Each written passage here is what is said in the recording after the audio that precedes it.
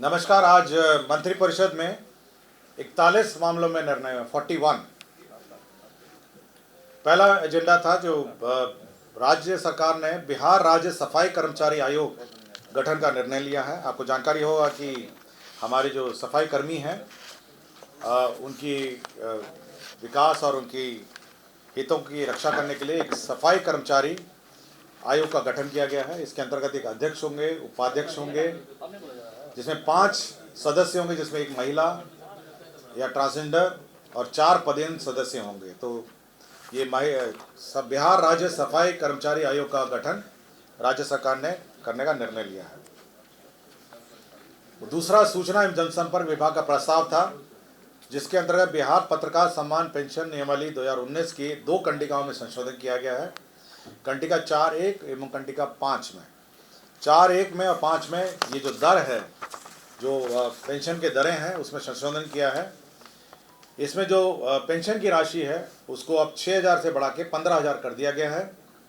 और बिहार पत्रकार पारिवारिक सम्मान पेंशन योजना, पत्रकार सम्मान पेंशन योजना के लाभुक मृत्यु के उपरांत उनके आश्रित पति पत्नियों को जीवनोपरांत प्रतिमाह 3,000 रुपये पहले प्रस्ताव था, उसको बढ़ा के 10,000 रुपये कर दिया है।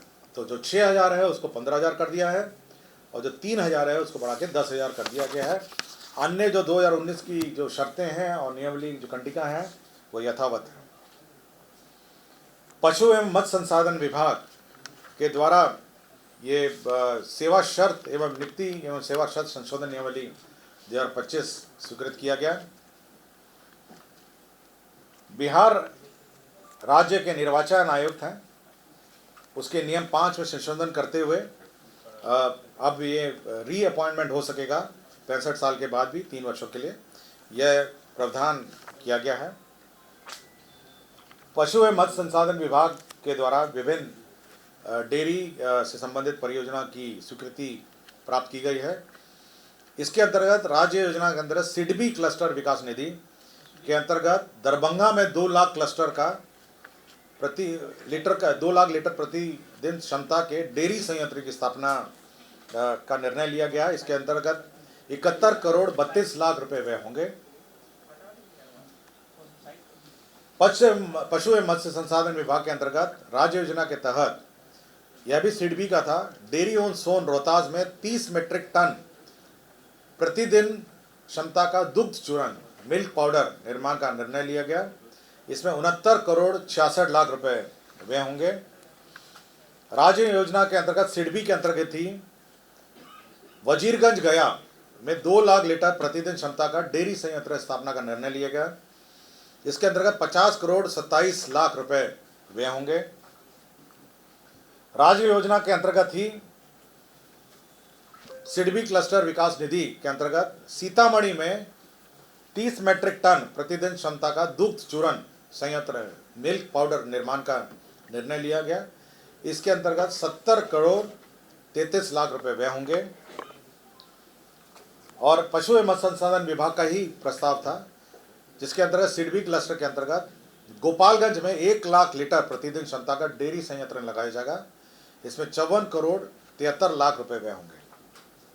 तो ये सभी विभिन्न जिलों में डेयरी का स्थापना और मिल्क पाउडर निर्माण का स्थापना का निर्णय लिया गया। शिक्षा विभाग के 2 प्रस्ताव थे, जो प्राथमिक और माध्यमिक और उच्च माध्यमिक के जो भवन हैं, स्कूल के भवन हैं, उनको मरम्मती का प्रस्ताव था।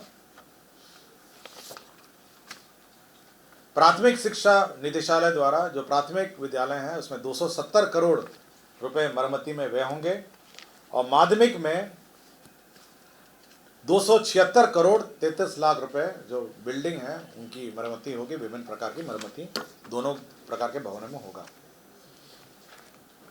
मंत्रिपरिषद ने पटना शहर के अंतर्गत नेहरू पथ पर डॉक्टर राम मनोहर लोहिया पथ चक्र का निर्माण कार्य हेतु ये रिवाइज्ड एस्टिमेट सैंक्शन किया है, जिसके अंतर्गत 675 करोड़ 50 लाख 70 हजार रुपये व्यय होंगे।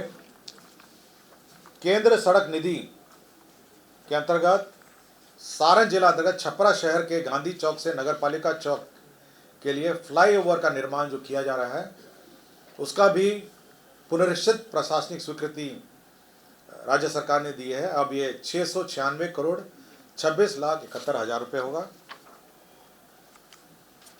पटना में एम्स NH-98 से दीघा रेल सड़क पुल से के पटना छोर तक 2 लेन सड़क एवं 4 लेन एलिवेटेड लेन के साथ साथ NHAI के लेफ्ट ओवर कार्य से दीघा रेल सड़क पुल के पटना छोर तक पहुंच पथ एवं दीघा रेल सड़क पुल के अशोक राजपथ के अतिरिक्त कनेक्टिविटी कार्य किया जाएगा। इसके अंतर्गत 1368 करोड़ 46 लाख रुपए व्यय होंगे। लोक स्वास्थ्य अभियंत्रण विभाग एक प्रस्ताव था जिसमें माननीय मुख्यमंत्री द्वारा प्रगति यात्रा में की गई घोषणाओं से संबंधित कैमूर जिला अंतर्गत भूजल की अनुपलब्धता से प्रभावित अधौरा प्रखंड के 7 पंचायतों के 41 वार्ड में पेयजल आपूर्ति करने हेतु सोन नदी के तट पर नलकूप के माध्यम से भूजल का उपयोग कर 7.85 MLD क्षमता का बहुग्रामीण जल आपूर्ति योजना निर्माण का निर्णय लिया गया। इसके अंतर्गत 2 अरब 93 करोड़ 94 लाख रुपए व्यय होंगे। सक्षम आंगनवाड़ी एवं पोषण योजना 2 के अंतर्गत आंगनवाड़ी केंद्र पर इक्विपमेंट एवं फर्नीचर मदों में अनेक अंतर्गत बर्तन सेट खरीद के माध्यम से किया जाएगा। इसके अंदर 115 करोड़ 90 हजार रुपये व्यय होंगे। सहकारिता विभाग द्वारा वित्तीय वर्ष 2025-26 में 2,49,100 मीट्रिक टन भंडार क्षमता सृजन करने के लिए 200 मीट्रिक टन, 500 मीट्रिक टन और 1000 मीट्रिक टन प्रति इकाई क्षमता के गोदाम निर्माण के लिए समितियों को 50% अनुदान तथा 50% चक्रीय पूंजी देने का निर्णय लिया गया। इसके अंतर्गत 1 अरब 80 करोड़ 19,70,000 रुपये 688 रुपये व्यय होंगे। सुपौल जिला अंतर्गत भूजल स्तर में गिरावट एवं लौ प्रभावित छातापुर प्रखंड अंतर्गत 23 पंचायतों के 63 गांवों के 318 वार्डों में जल आपूर्ति योजना की विद्यमान व्यवस्था का सुदृढ़ीकरण हेतु सुरसर नदी के सतही जल का उपयोग किया जाएगा। इसके अंदर 27 MLD एवं 4 MLD क्षमता के बहु ग्रामीण जल आपूर्ति योजना का निर्माण किया जाएगा। 5 वर्षों के रखरखाव के साथ ये 3 अरब 20 करोड़ 10 लाख 1 हजार रुपये इसमें व्यय होंगे। पर्यटन विभाग का एक प्रस्ताव था जिसके अंतर्गत जो जानकारी होगा कि सीतामढ़ी में जिला अंतर्गत पुनर्धाम मंदिर को पर्यटन विकास एवं आधारभूत संरचना का निर्माण किया जा रहा है। इसी में जो भू अर्जन की राशि है उसको रिवाइज करते हुए अब 165 करोड़ 57 लाख 16,104 रुपये अब व्यय होंगे। कृषि विभाग का प्रस्ताव था जिसमें विभिन्न योजनाओं के अंतर्गत कार्यान्वयन विभिन्न स्तरों के तकनीकी एवं प्रशासनिक सहयोग करने के लिए कृषि विभागीय विभिन्न कार्यालयों में बिहार कृषि अधीनस्थ सेवा कोटि 1 प्रखंड कृषि पदाधिकारी और समकक्ष अवर कृषि पदाधिकारियों के पद हेतु कार्यालयवार पद पुनर्गठन की स्वीकृति दी गई। बिहार अग्निशमन सेवा नियमावली 2021 में यथा संशोधन में बिहार राज्य अंतर्गत मेट्रो रेल निर्माण परियोजना के तहत elevated underground metro rail station platform depot निर्माण आदि का प्रावधान जोड़ने तथा मेट्रो रेल परियोजनाओं से संबंधित प्राधिकार हेतु निर्धारित चेकलिस्ट को समावेशित करते हुए बिहार अग्निशमन सेवा संशोधन नियमावली 2025 को अधिसूचित किया गया। मेट्रो रेल को भी अभी अग्निशमन सेवा के दायरे में लाया गया और उसके क्लियरेंसेस भी अग्निशमन जो नियमावली सेवा नियमावली है उसके दायरे में लाया गया। एक नए उद्योग का क्लियरेंस दिया गया है। इसके अंतर्गत Messrs Mizuki power products limited है, ये lead acid battery and plates बनाएगी और मरंगा पूर्णिया में ये बनाएगी। इसमें कुल जो लागत आएगी वह निवेश है 36 करोड़ 1 लाख रुपए मात्र इसमें व्यय किए जाएंगे। गन्ना उद्योग विभाग बिहार ईक सेवा भर्ती एवं सेवा शर्त संशोधन नियमावली 2025 स्वीकृत किया गया। ग्रामीण कार्य विभाग प्रयोगशाला संवर्ग भर्ती एवं सेवा शर्त नियमावली 2025 स्वीकृत किया गया। मोटर वाहन दुर्घटना दावा न्यायाधिकरण नियमावली 1961 के 3 नियम में संशोधन किया गया है। नियम 20, 22, 25(1), 25(2), 25(3), 25(4) एवं 26(1) इसमें नियम चेंज किए गए हैं। इसमें नए एक्ट के बाद जो पुराने जो नियम थे उसमें संशोधन की आवश्यकता पड़ी जो किया गया। बिहार अमीन संवर्ग नियमावली 2025 की स्वीकृति दी गई।